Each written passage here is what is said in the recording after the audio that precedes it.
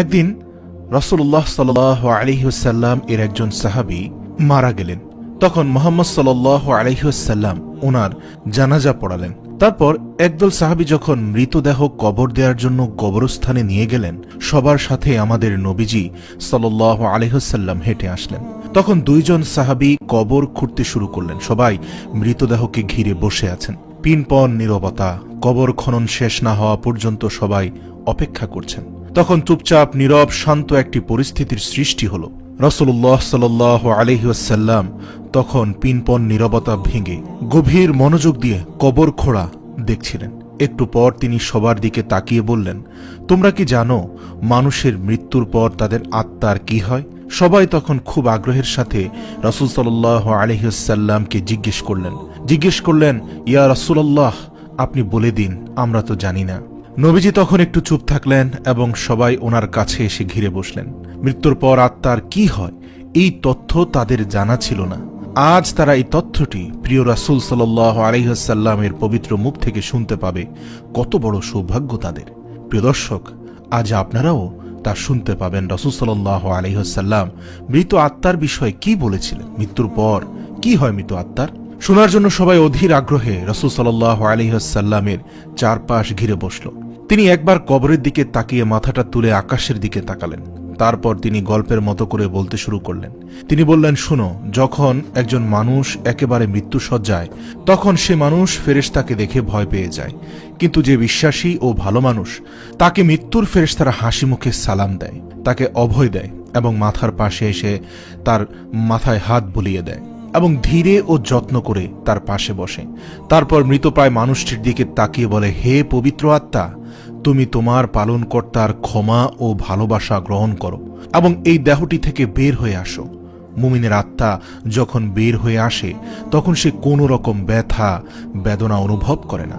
রাসূল সাল্লাল্লাহু আলাইহি ওয়াসাল্লাম তখন একটু ভালো করে উদাহরণ দিয়ে বললেন, উদাহরণ হিসাবে মনে করো একটি পানির পাত্র কানায় কানায় পূর্ণ হয়ে যাওয়ার পর উপর থেকে এক ফোঁটা পানি যেমন নিঃশব্দে নিচে নেমে আসে, ঠিক তেমনি নীরবে ও কষ্ট ছাড়াই আত্মাটি তার দেহ থেকে খুব শান্তিপূর্ণভাবে বের হয়ে আসে। সেই সময় দুজন ফেরেশতা বেহেশত থেকে বেহেশতি সুগন্ধি মাখানো একটি নরম সুতির সাদা চাদর নিয়ে আসেন এবং সেই আত্মাকে সাদা চাদরে আবৃত করে আকাশের দিকে নিয়ে যান। তারা যখন আকাশে পৌঁছান তখন অন্য ফেরেশতা সে আত্মাটিকে দেখার জন্য এগিয়ে আসেন। কাছে এসে সবাই বলেন, সুবহানাল্লাহ, কত সুন্দর আত্মা এবং কি সুন্দর ঘ্রাণ। তারপর সবাই জানতে চায়, এই আত্মাটি কার? উত্তরে আত্মা বহনকারী ফেরেশতা বলেন, উনি হলেন অমুকের সন্তান অমুক।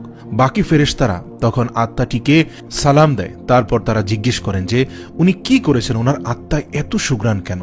আত্মা বহনকারী ফেরেশতাগণ তখন বলে ওঠেন, আমরা শুনেছি মানুষজন বলাবলি করছে উনি একজন ভালো মানুষ ছিলেন, আল্লাহ তাআলার একজন ভালো বান্দা ছিলেন, তিনি অনেক দয়ালু, মানুষের অনেক উপকার করেছেন সে। এতটুকু বলার পর রাসূল সাল্লাল্লাহু আলাইহি ওয়াসাল্লাম একটু থামলেন। তারপর ভালোভাবে সবার দিকে একটু দৃষ্টি দিয়ে ওনার কণ্ঠটি একটু বাড়িয়ে বললেন, এই কারণে বলছি, সাবধান, তোমরা কিন্তু কখনোই মানুষের সাথে খারাপ ব্যবহার করবে না, কিন্তু কখনোই মানুষের সাথে খারাপ ব্যবহার করলে সাথে সাথে তওবা করে নিবে এবং উক্ত ব্যক্তির কাছে ক্ষমা চেয়ে নিবে।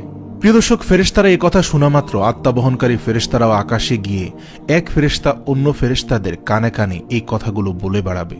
এই কথাটি বলে তিনি আবার একটু চুপ করলেন এবং কবরটির দিকে একটু দৃষ্টি দিলেন এবং তারপর আবার তিনি বলতে শুরু করলেন, এই সময় মানুষ যখন মৃতদেহটি কবর দেওয়ার জন্য গোসল দিয়ে প্রস্তুত করবে তখন আল্লাহ তাআলা আত্মা বহনকারী ফেরেশতাদেরকে বলবেন, যাও, এখন তোমরা আবার এই আত্মাটিকে তার শরীরে দিয়ে আসো। মানুষকে আমি মাটি দ্বারা সৃষ্টি করেছি এবং তার আত্মাটিকে আবারও তার মাটির দেহে মাটির সাথে মিশিয়ে দেব। সময় হলে তাকে আমি আবার পুনরায় জীবন দেব। তারপর মৃত ব্যক্তিকে কবরে রেখে যাওয়ার পরে দুজন ফেরেশতা আসবেন, তাদের নাম মুনকার নেকির। তারা যখন মৃতের সৃষ্টিকর্তা, তার ধর্ম ও নবী সম্পর্কে জিজ্ঞেস করবেন, মুনকার নাকির চলে যাবার পর সেই মৃত আত্মাটি অন্ধকার কবরে আবার একাকী হয়ে যাবে। সে এক ধরনের অজানা আশঙ্কায় অপেক্ষা করবে, সে কোথায় আছে এবং কি করবে এরূপ এক অনিশ্চয়তা এসে তাকে ঘিরে ধরবে। এমন সময় সে দেখবে খুব সুন্দর একজন লোক তার কবরে তার সঙ্গে দেখা করতে এসেছে। তাকে দেখার পর আত্মা ভীষণ মুগ্ধ হবে। এত মায়াবী, এত সুন্দর তার চেহারা সে জীবনে কোনো দিন দেখেনি। আত্মাটি তখন তাকে জিজ্ঞেস করবে, তুমি কে? সে লোকটি তখন বলবে, আমি তোমার জন্য অনেক বড় একটি সুসংবাদ নিয়ে এসেছি। তুমি দুনিয়ার পরীক্ষায় উত্তীর্ণ হয়েছ, আলহামদুলিল্লাহ। তোমার জন্য আল্লাহ তাআলা জান্নাতের ব্যবস্থা করেছেন। তুমি কি সেটি একটু দেখতে চাও? একটু দেখতে চাও তুমি সেই জান্নাত যা আসমান জমিন থেকেও বৃহৎ? আত্মাটি তখন ভীষণ খুশি হয়ে বলবে, অবশ্যই আমি দেখতে চাই, অবশ্যই আমি দেখতে চাই, আমাকে একটু জান্নাত দেখাও। লোকটি তখন বলবে, তোমার ডান দিকে তাকাও। আত্মাটি তখন ডানে তাকিয়ে দেখবে কবরের দেয়ালটি সেখানে আর নেই।